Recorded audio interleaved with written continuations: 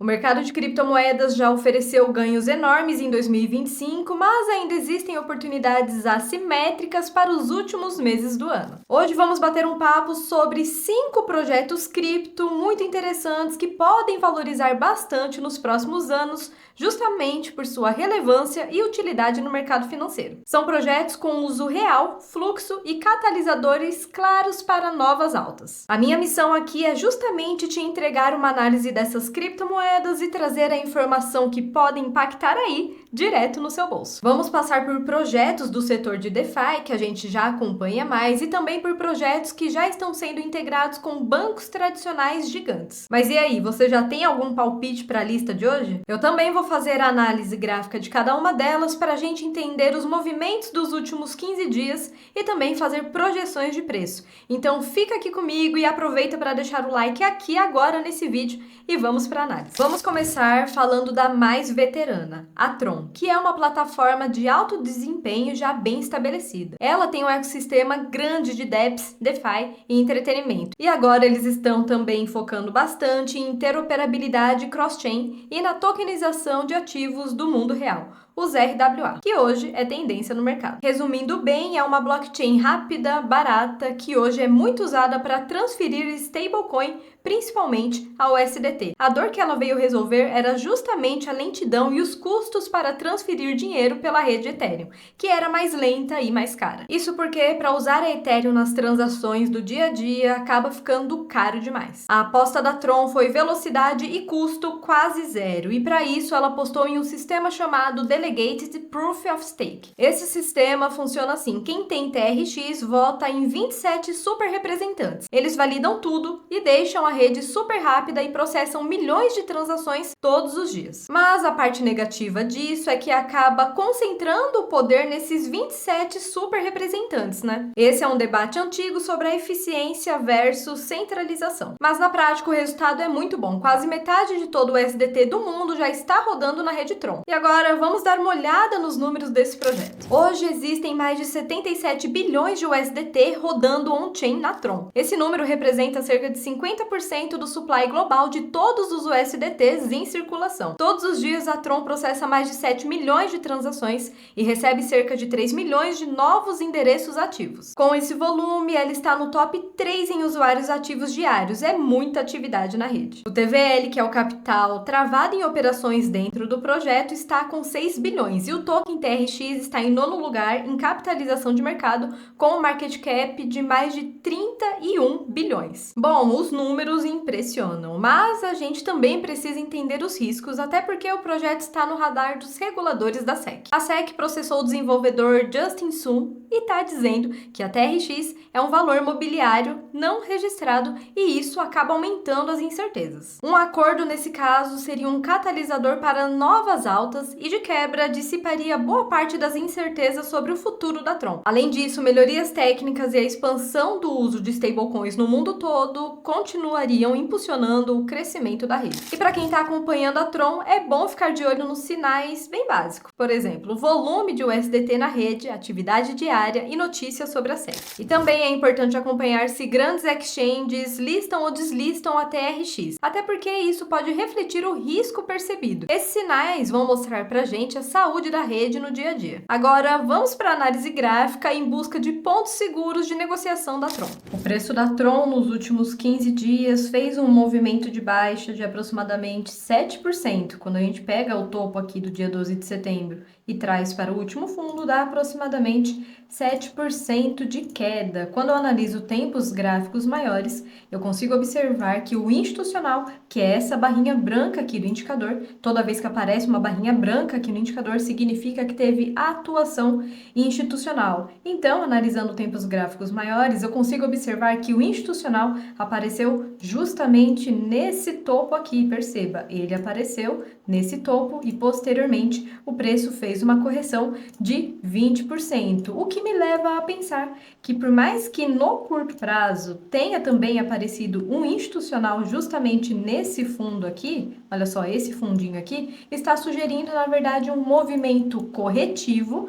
da onda de impulso anterior. Qual onda de impulso anterior? Essa aqui, nós tivemos uma onda de impulso de baixa, tivemos um repique de alta automático e posteriormente iniciamos mais um movimento de queda que foi referente aos últimos 15 dias, essa quedinha aqui de aproximadamente 7%. Então, nós temos uma micro-onda de impulso anterior, olha só, onda de impulso, e está sugerindo um ABC corretivo para cima. Então, no médio prazo, o que pode acontecer com o preço da Tron, onde estão os pontos de resistência e os pontos de suporte, ou seja, pontos onde pode ter pressão vendedora, atuando como uma resistência, ou ponto de suporte, atuando como uma pressão compradora, regiões de liquidez, para você se posicionar, obviamente, pensando no médio a longo prazo.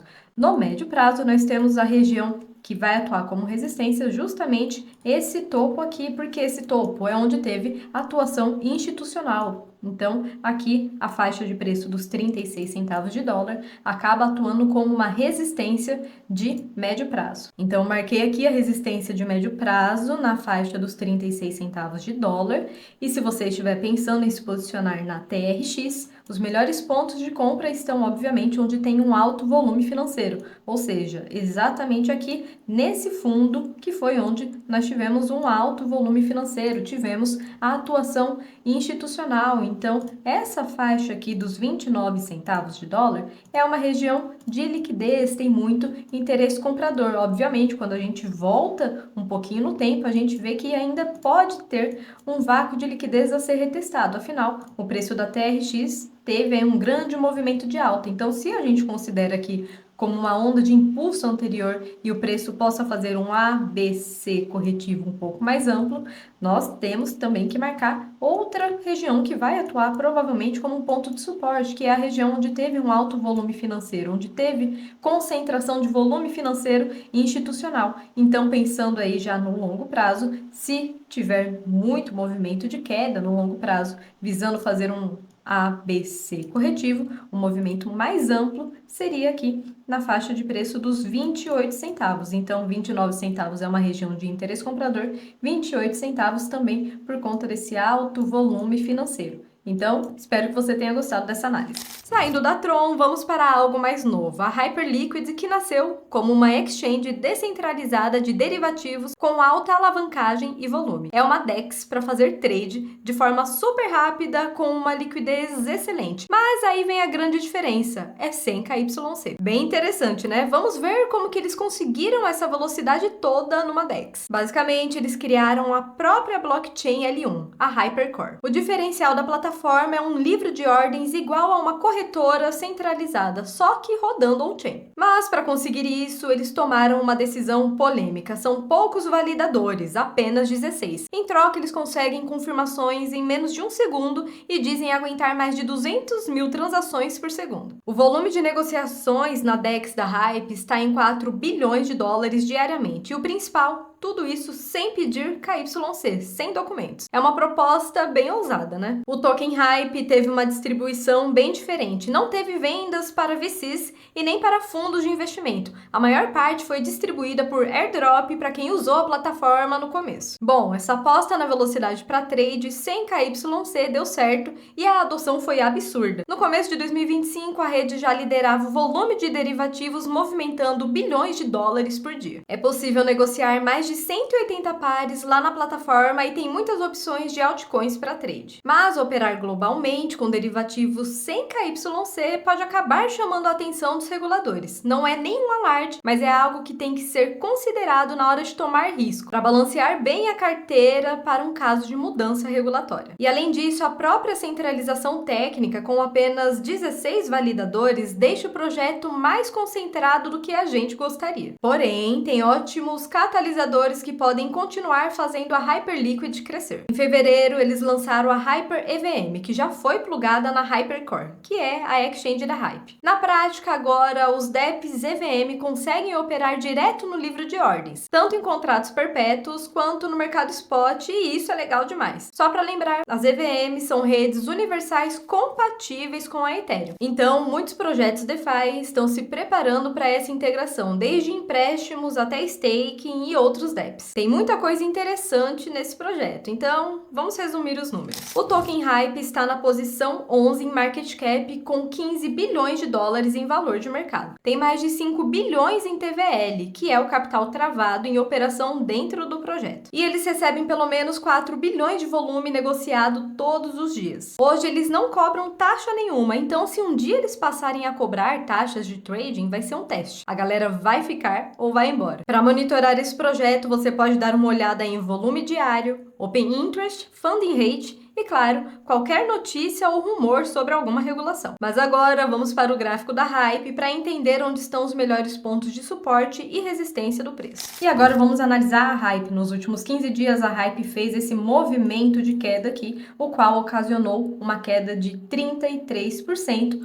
mas apesar dessa queda, o preço da Hype acabou entrando um institucional. Olha só a barra branca aqui no meu indicador. Toda vez que essa barra branca aparece, significa que teve atuação institucional no gráfico. Não à toa, após essa barra branca aparecer, quando o preço atingiu a mínima de 39 dólares, nós tivemos um repique de alta de 20%. Apesar de ter esse repique de alta, ainda não foi uma alta significativa para fazer um movimento corretivo dessa pernada de impulso anterior.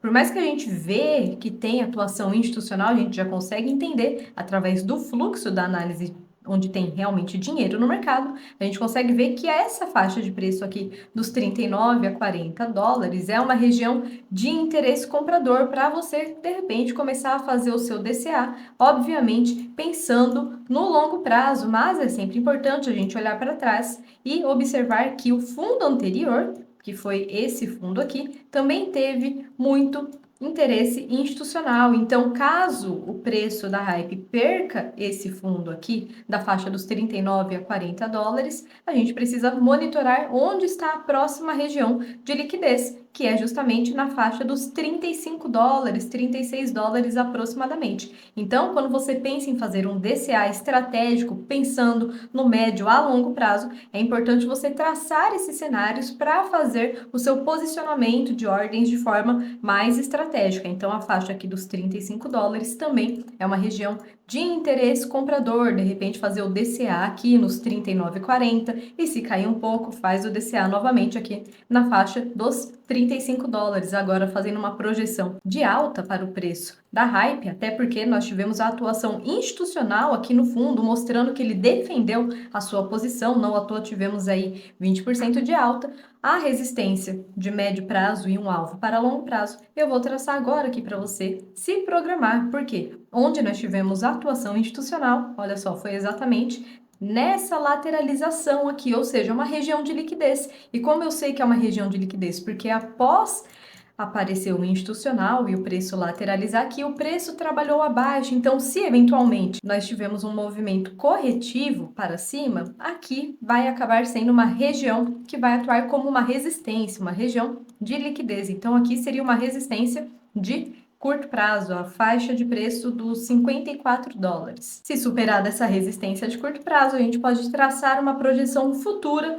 para o preço da Hype. Como que eu faço isso? Marcando esse fundo, esse topo e essa retração aqui com a extensão de Fibo, que vai fazer uma projeção futura de onde o preço da Hype pode chegar. Então, eu vou marcar exatamente essa posição, fundo, topo e retração. E aqui a gente já tem o primeiro nível da projeção de Fibo, ou seja, a faixa de preço dos 64 a 72 dólares são possíveis alvos no longo prazo, obviamente, se o fluxo continuar comprador, se o institucional continuar comprando, montando posições pensando, obviamente, no médio a longo prazo. Então, vou marcar aqui os 64 e 72 dólares como regiões de possíveis alvos. Então, vou marcar aqui 74 dólares e aqui no 72, beleza? Vou deixar marcado aqui para que você possa, obviamente, se programar pensando sempre no longo prazo. E aí, gostou da análise da Hype? Então aperta o like aqui nesse vídeo para eu saber que você gostou desse conteúdo. A ideia é trazer uma análise completa com os destaques do mercado cripto aqui no canal do MB. Então o seu like vai sinalizar pra gente que esse conteúdo é valioso para você. Então deixa o like e bora continuar a nossa análise. Agora vamos sair das redes de infraestrutura para falar de inovação. Nós vamos falar agora da Pendle Finance, um projeto bem interessante focado em tokenização de rendimento. A proposta proposta é totalmente nova, negociar juros futuros direto no DeFi. Parece bem complexo, né? E é mesmo, mas a ideia é trazer uma ferramenta super comum do mercado tradicional para dentro do DeFi. Sabe quando você tem um ativo que rende juros, por exemplo, o STETH, que é o Ethereum de stake líquido? Então, vou explicar rapidinho para deixar todo mundo nivelado. É um jeito de fazer staking de Ethereum sem travar o seu ETH.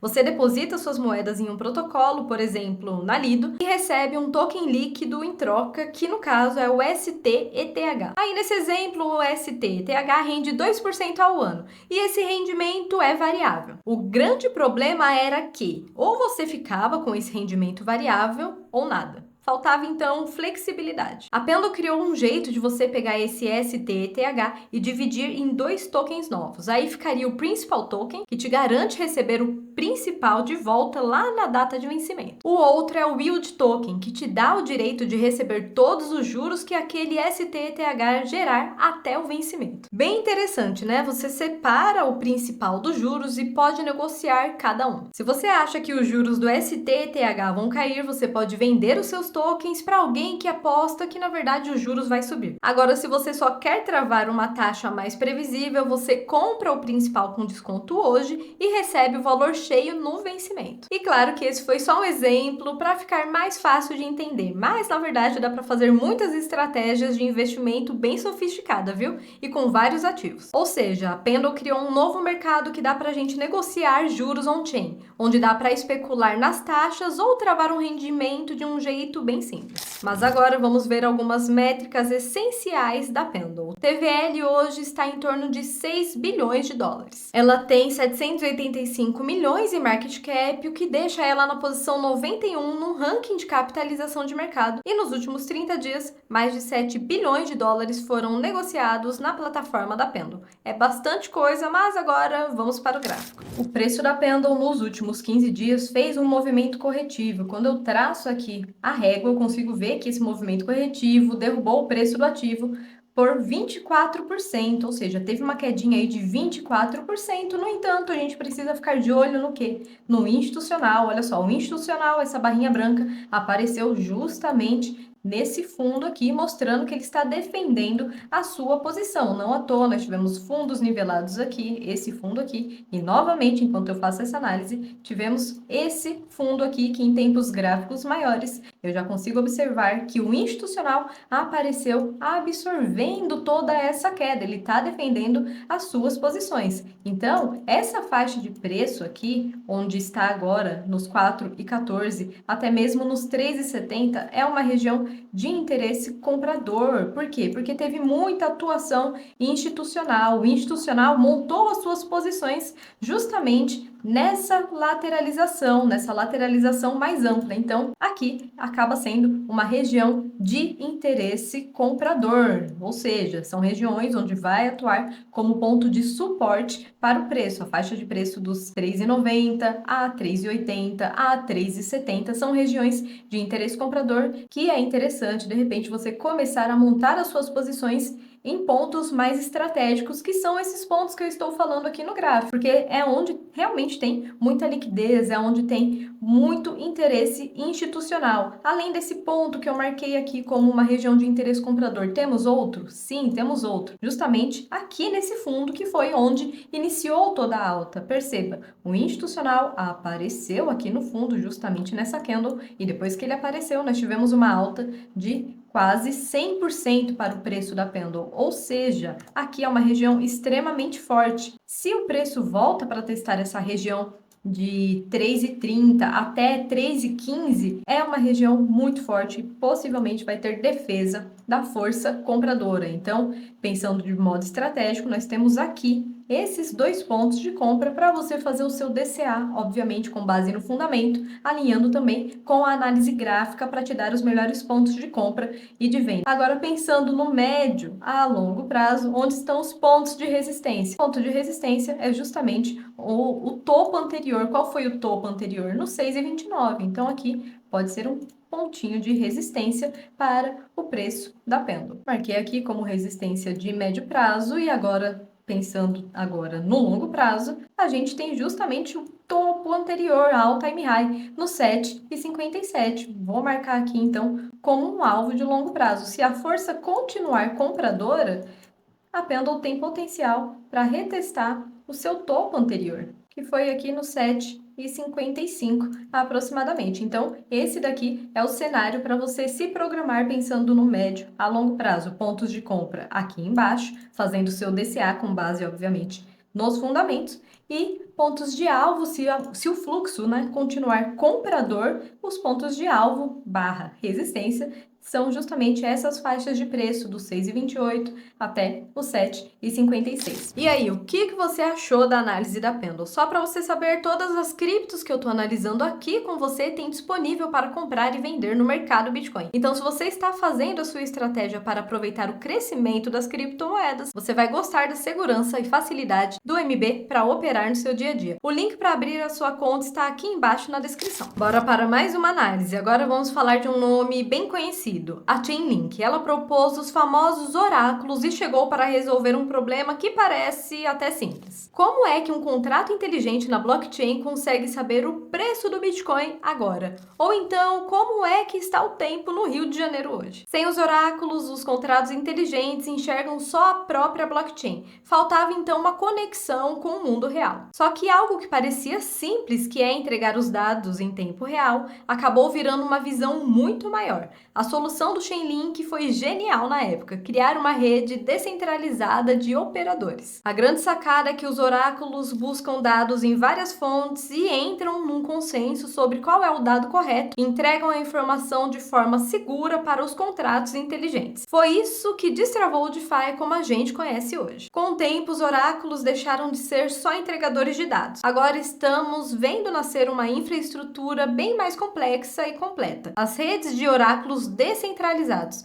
as famosas DONs. Dá para criar muita coisa útil usando essa rede de oráculos. Dá para fazer provas de reservas, dá para auditar se um ativo tem lastro mesmo, como por exemplo as stablecoins ou um token lastreado em ouro. Tem o VRF para gerar números aleatórios de forma comprovada, que é um sistema essencial para jogos e sorteios. A Chainlink tem também o CCIP para comunicação segura entre múltiplas blockchains, e isso é super importante para a interoperabilidade. E o mais importante, a conferência de dados, que nesse mundo financeiro é crucial, né? A confiança nos dados que alimenta todo o universo de contratos inteligentes. Mas agora vamos ver como que o token da Link entra na economia disso tudo? A adoção da Chainlink já tem números bem robustos e o projeto é bem forte no DeFi. O valor total que os oráculos da Chainlink ajudam a segurar, os TVs, já passa de 103 bilhões de dólares. É 68% de todo o mercado de oráculos. Tem projetos DeFi grande usando a Chainlink, a Aave e o Compound, por exemplo. Hoje, 84% do valor total na Ethereum que depende de oráculos passa pela Chainlink. Tudo isso é muito bom na teoria, mas será que está funcionando no mundo real? Parece que sim. Os nomes que estão usando essa tecnologia são gigantes na economia mundial. Em 2024, o grupo UBS, que é uma empresa global de serviços financeiros, junto com a Swift, que conecta 11 mil bancos globalmente, concluiu um projeto piloto para unir ativos tokenizados com um sistema de pagamentos tradicionais. Eles fizeram isso usando o CCIP Chainlink como ponte. É um avanço muito importante. Só para lembrar, a Swift é basicamente um sistema de mensagens que quase todos os bancos do planeta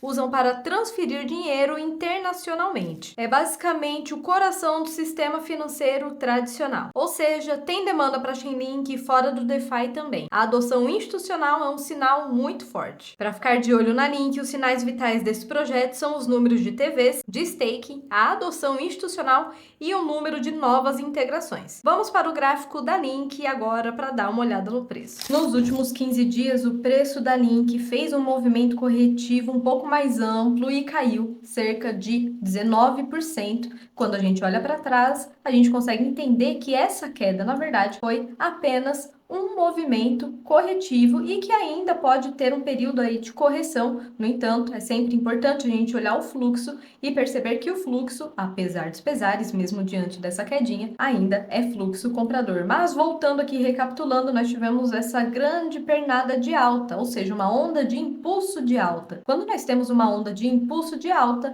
é natural que o preço faça um A, B, C corretivo, porque nem tudo que sobe, sobe em linha reta. A gente precisa precisa de movimentos corretivos para que o preço continue seguindo o seu fluxo naturalmente. Então, nós tivemos essa onda de impulso para cima e agora um ABC corretivo para baixo. Quando eu falo para a gente observar o fluxo, é justamente a gente ver a atuação institucional através do gráfico. E o meu indicador aqui, toda vez que aparece uma barrinha branca, é justamente a atuação institucional. Então, qual é o contexto que nós temos aqui? A onda de impulso anterior, onda de impulso, um ABC corretivo para baixo. Na perna C, entrou um alto volume financeiro institucional. Depois que o institucional apareceu justamente aqui, nós tivemos uma altinha de 10%. No entanto, a gente tem um vácuo de liquidez, ou seja, toda essa pernada aqui basicamente não tem tanta coisa para o preço segurar. Então, devido a ter esse vácuo de liquidez, se o preço da Link cair, fizer uma queda mais ampla, aqui, justamente onde eu marquei, acaba sendo uma região mais interessante para fazer o seu DCA. Por quê? Porque foi basicamente o fundo que iniciou essa pernada de alta. Então aqui acaba tendo muita liquidez e também teve atuação institucional aqui. Em tempos gráficos maiores eu consigo ver justamente isso, grande fluxo de dinheiro entrando justamente aqui nessa lateralização, voltando para tempo gráfico menor. Então, por mais que o preço aqui na faixa dos 20 dólares seja uma região de interesse comprador por conta desse institucional, desse alto fluxo financeiro que entrou aqui, para você fazer o seu DCA de forma mais estratégica, considere as faixas de preço de 17 até 15 dólares como região de interesse comprador com bastante liquidez, que é o que é importante aqui no mercado cripto. Então, aqui, onde a faixa dos 20 dólares, onde fez esse fundo, é relevante, é uma região interessante para começar a montar um DCA, que são as compras fracionadas, e mais abaixo, aqui principalmente, porque é uma região muito, mas muito forte mesmo para você fazer o seu DCA. Então, vou marcar aqui abaixo como uma região de liquidez, porque tem dinheiro envolvido aqui, um institucional entrou na área. Ok? Agora, pensando no médio a longo prazo, o ponto de resistência que nós temos aqui é justamente o topo anterior. Por que o topo anterior?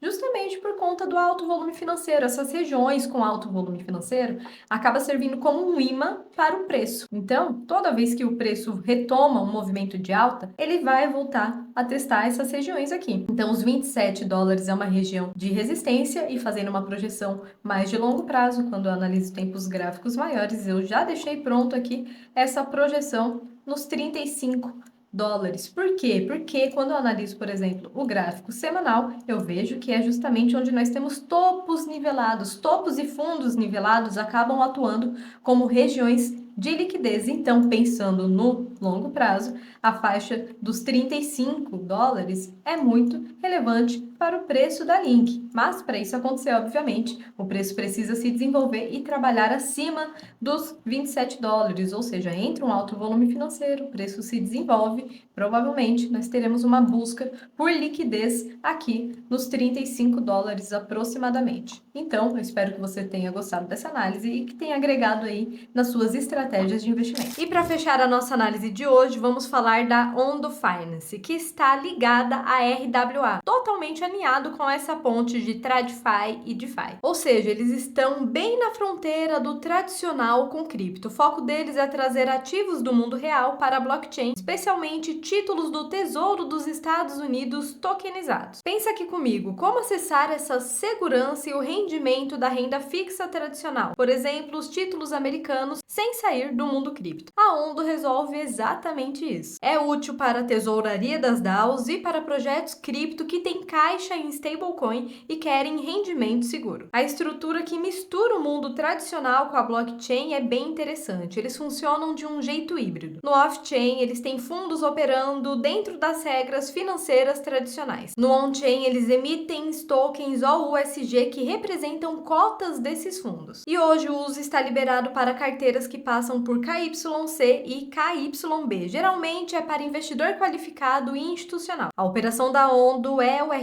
RWA na prática, com foco enorme em compliance e em seguir as regras. Eles têm produtos DeFi também, o Flux Finance, que é o protocolo DeFi permissionado. Só pode usar quem tem o token OUSG e outros tokens RWA deles. Essa plataforma serve para pegar empréstimo usando esses tokens como forma de garantia. O token Ondo serve principalmente para governança na Ondo Finance. O supply é fixo em 10 bilhões de tokens. No lançamento, teve venda para investidores e para a comunidade, mas as equipes e os VCs têm travas longas de até 5 anos. A Ondo teve um desbloqueio de tokens importantes no início de 2025 que aumentou a circulação, mas por enquanto não tem um mecanismo claro para a Ondo capturar o valor das taxas dos fundos. O foco ainda está mais na governança e no crescimento do ecossistema. Agora vamos ver algumas métricas do token Ondo. O TVL bloqueado hoje é de mais de 1 bilhão de dólares e a capitalização de mercado está em 2,7 bilhões, o que coloca essa cripto na posição 41 do ranking de capitalização. Então vale a pena estudar esse projeto e monitorar se ele em algum momento será usado em larga escala. Se, por exemplo, ele for usado por grandes DAOs ou até mesmo por emissores de stablecoins, seria basicamente um propulsor muito importante. Ou até se eles conseguissem abrir as negociações para o varejo. Já pensou? Então, é muito importante monitorar. Mas agora, vamos ver o gráfico da Ondo comigo. Nos últimos 15 dias, o preço da Ondo, assim como a maioria das criptomoedas, iniciou um movimento de queda. Teve aí uma queda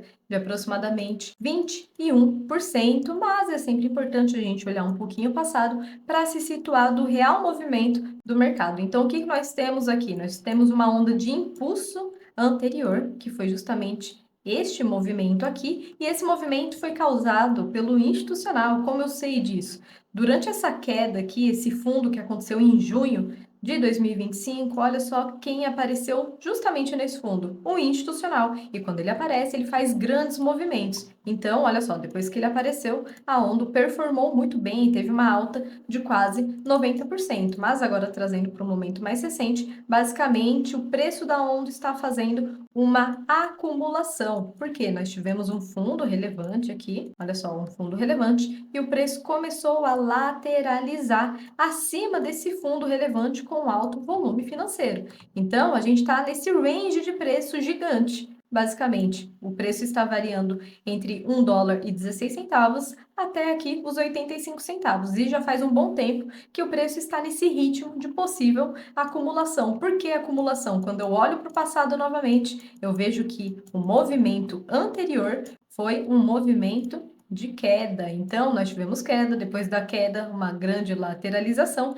e esse movimento tende a ser um movimento de acumulação. Agora, trazendo aqui para os momentos mais recentes, onde estão os melhores pontos de compra para você fazer a sua estratégia de DCA com foco no fundamento, pensando no médio e longo prazo. O preço que está agora é um ponto interessante, justamente por conta desses fundos aqui. No entanto, é sempre bom a gente abrir os olhos e observar que esses fundos aqui estão criando uma liquidez, ou seja, muita liquidez aqui, e o institucional pode fazer um movimento de romper essa liquidez para aí sim depois voltar ao movimento de alta, ou seja, ele captura a liquidez desses fundos e só depois faz um movimento de alta. Um ponto importante da gente fundamentar essa visão de captura de liquidez é justamente o institucional. Ele apareceu aqui, olha só. Nesse topo aqui ele apareceu, e depois que ele apareceu nós tivemos um movimento de queda. A pergunta é, cadê ele aqui no fundo?